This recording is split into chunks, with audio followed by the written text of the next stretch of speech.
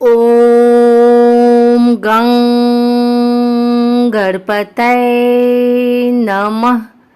आइए सुनते हैं आज गणेश चतुर्थी पर भगवान गणेश की यह कथा।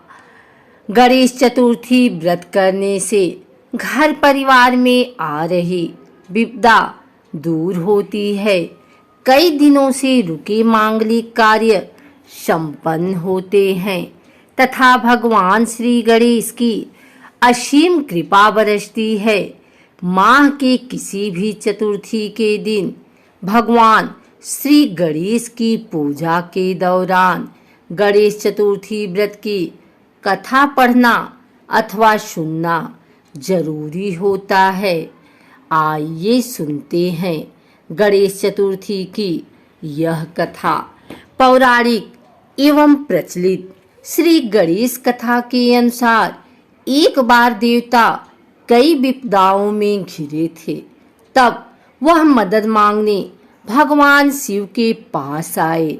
उस समय शिव के साथ कार्तिकेय तथा गणेश जी भी बैठे थे।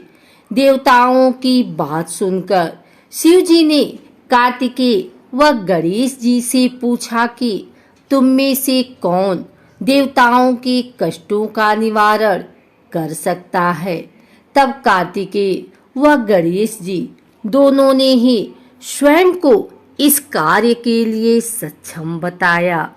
इस पर भगवान शिव ने दोनों की परीक्षा लेते हुए कहा कि तुम दोनों में से जो सबसे पहले पृथ्वी की परिक्रमा करके आएगा वही देवताओं की मदद करने जाएगा। भगवान शिव के मुख से यह वचन सुनते ही कार्तिकेय अपने वाहन मोर पर बैठकर पृथ्वी की परिक्रमा के लिए निकल गए। परंतु गणेश जी सोच में पड़ गए कि वह चूहे के ऊपर चढ़कर सारी पृथ्वी की परिक्रमा करेंगे तो इस कार्य में उन्हें बहुत समय लग जाएगा। तभी उन्हें एक उपाय सूझा। गणेश अपने स्थान से उठे और अपने माता पिता की 7 बार परिक्रमा करके वापस बैठ गए। परिक्रमा करके लौटने पर कार्तिकेय स्वयं को विजेता बताने लगे। तब शिव जी ने श्री गणेश से पृथ्वी की परिक्रमा न करने का कारण पूछा। तब गणेश ने कहा, माता पिता के चरणों में ही समस्त लोक है। यह सुनकर भगवान शिव ने गणेश जी को देवताओं के संकट दूर करने की आज्ञा दी। इस प्रकार भगवान शिव ने गणेश जी को आशीर्वाद दिया कि चतुर्थी के दिन जो तुम्हारा पूजन करेगा और रात्रि में चंद्रमा को अर्घ्य देगा उसके 3 पाप यानी दैहिक ताप और दैविक तथा भौतिक ताप दूर होंगे। इस व्रत को करने से व्रतधारी के सभी तरह के दुख दूर होंगे और उसे जीवन के भौतिक सुखों की प्राप्ति होगी। चारों तरफ से मनुष्य की सुख समृद्धि बढ़ेगी। पुत्र पौत्रादि धन ऐश्वर्य की कमी नहीं रहेगी। एक समय की बात है, राजा हरिश्चंद्र के राज्य में एक कुम्हार था। वह मिट्टी के बर्तन बनाता था लेकिन वे कच्चे रह जाते थे।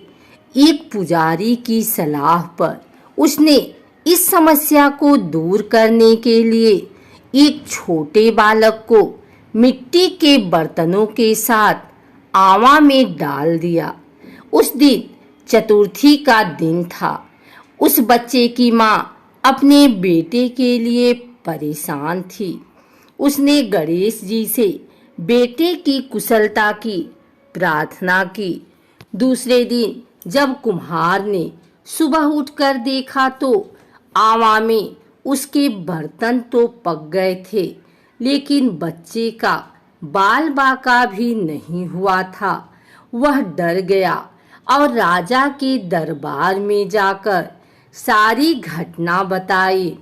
इसके बाद राजा ने उस बच्चे और उसकी माँ को बुलवाया तो माँ ने सभी तरह के विघ्न को दूर करने वाली गणेश चतुर्थी का वर्णन किया।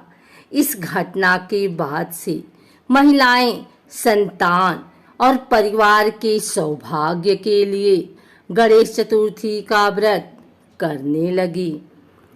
एक समय की बात है, विष्णु भगवान का विवाह लक्ष्मी जी के साथ निश्चित हो गया। विवाह की तैयारी होने लगी। सभी देवताओं को निमंत्रण भेजे गए, परंतु गणेश जी को निमंत्रण नहीं दिया। कारण जो भी रहा हो, अब भगवान विष्णु की बारात जाने का समय आ गया। सभी देवता अपनी पत्नियों के साथ विवाह समारोह में आए।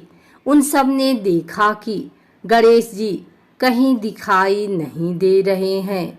तब वे आपस में चर्चा करने लगे कि क्या गणेश जी को नहीं नेवता है या स्वयं गणेश जी ही नहीं आए हैं। सभी को इस बात पर आश्चर्य होने लगा। तभी सबने विचार किया कि विष्णु भगवान से ही इसका कारण पूछा जाए। विष्णु भगवान से पूछने पर उन्होंने कहा कि हमने गणेश जी के पिता भोलेनाथ महादेव को न्योता भेजा है। यदि गणेश जी अपने पिता के साथ आना चाहते हैं तो आ जाते। अलग से न्योता देने की कोई आवश्यकता भी नहीं थी। दूसरी बात यह है कि उनको 1.25 मन मूंग, 1.25 मन चावल, 1.25 मन घी और 1.25 मन लड्डू का भोजन दिन भर में चाहिए। यदि गणेश जी नहीं आएंगे तो कोई बात नहीं, दूसरे के घर जाकर इतना सारा खाना पीना अच्छा भी नहीं लगता। इतनी वार्ता कर ही रहे थे कि किसी एक ने सुझाव दिया, यदि गणेश जी आ भी जाएं तो उनको द्वारपाल बनाकर बैठा देंगे कि आप घर की याद रखना। आप तो चूहे पर बैठकर धीरे धीरे चलोगे तो बारात से बहुत पीछे रह जाओगे।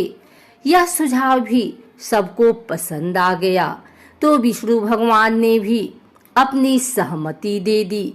होना क्या था कि इतने में गणेश जी वहां आ पहुंचे और उन्हें समझा बुझाकर घर की रखवाली करने बैठा दिया। बारात चल दी। तब नारद जी ने देखा कि गणेश जी तो दरवाजे पर ही बैठे हुए हैं, तो वे गणेश जी के पास गए और रुकने का कारण पूछा। गणेश जी कहने लगे कि विष्णु भगवान ने मेरा बहुत अपमान किया है। नारद जी ने कहा कि आप अपनी मूषक सेना को आगे भेज दें तो वह रास्ता खोद देगी, जिससे उनके वाहन धरती में धंस जाएंगे। तब आपको सम्मान पूर्वक बुलाना पड़ेगा। अब तो गणेश जी ने अपनी मूषक सेना जल्दी से आगे भेज दी और सेना ने जमीन पोली कर दी। जब बारात वहां से निकली तो रथों के पहिए धरती में धंस गए। लाख कोशिश करें परंतु पहिए नहीं निकले। सभी ने अपने अपने उपाय किए परंतु पहिए तो नहीं निकले, बल्कि जगह जगह से टूट गए। किसी की समझ में नहीं आ रहा था कि अब क्या किया जाए। तब तो नारद जी ने कहा, आप लोगों ने गणेश जी का अपमान करके अच्छा नहीं किया। यदि उन्हें मना कर लाया जाए तो आपका कार्य सिद्ध हो सकता है और यह संकट टल सकता है। शंकर भगवान ने अपने दूत नंदी को भेजा और वे गणेश जी को लेकर आए। गणेश जी का आदर सम्मान के साथ पूजन किया। तब कहीं रथ के पहिए निकले। अब रथ के पहिए निकल तो गए परंतु वे टूट फूट गए तो उन्हें सुधारे कौन। पास के खेत में खाती काम कर रहा था। उसे बुलाया गया। खाती अपना कार्य करने के पहले श्री गणेशाय नमः कहकर गणेश जी की वंदना मन ही मन करने लगा। देखते ही देखते खाती ने सभी पहियों को ठीक कर दिया। तब खाती कहने लगा कि हे देवताओं, आपने सर्वप्रथम गणेश जी को नहीं मनाया होगा और न ही उनकी पूजन की होगी, इसलिए तो आपके साथ यह संकट आया है। हम तो मूर्ख अज्ञानी हैं, फिर भी पहले गणेश जी को पूजते हैं और उनका ध्यान करते हैं। आप लोग तो देवतागण हैं, फिर भी आप गणेश जी को कैसे भूल गए? अब आप लोग भगवान श्री गणेश जी की जय बोलकर जाएं, तो आपके सब काम बन जाएंगे और कोई संकट भी नहीं आएगा। ऐसा कहते हुए बारात वहां से चल दी और विष्णु भगवान का लक्ष्मी जी के साथ विवाह संपन्न करा के सभी सकुशल घर लौट आए। हे गणेश जी महाराज, आपने विष्णु को जैसा कारज सारियो, ऐसो कारज सबको सिद्ध कर जो। बोलो गजानन भगवान की जय।